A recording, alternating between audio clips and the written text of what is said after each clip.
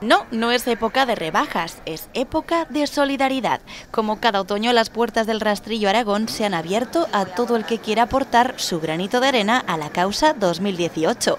Con la ayuda se espera recaudar lo necesario para ofrecerles la mejor vida posible a los mayores de la residencia de Santa Isabel.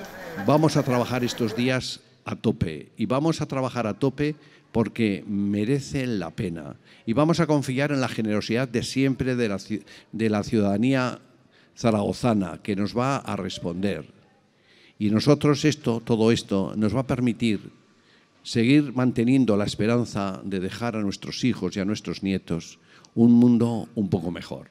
Un mundo mejor que ellas, las voluntarias, agradecen más cada año, porque el rastrillo es algo grande. Es increíble, para mí es milagroso lo que ocurre en este rastrillo, porque veo tantas cosas que creía el primer año que no se podían vender. Nosotras estamos aquí ahora los 8 días a muerte.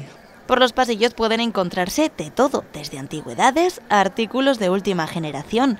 De todo se pica porque todo sirve cuando se trata de ayudar a los demás. Lo que he suprimido es lo que tenía el año pasado, que tenía bastante VHS, porque eso realmente ya ese aparato no lo tiene nadie. Y siempre, todos los años lo hacemos y bueno, es una forma de que si te gusta algo, pues y colaborar. Pues a lo mejor es fácil que a lo mejor piques alguna cosita o algo. Picas todos los años.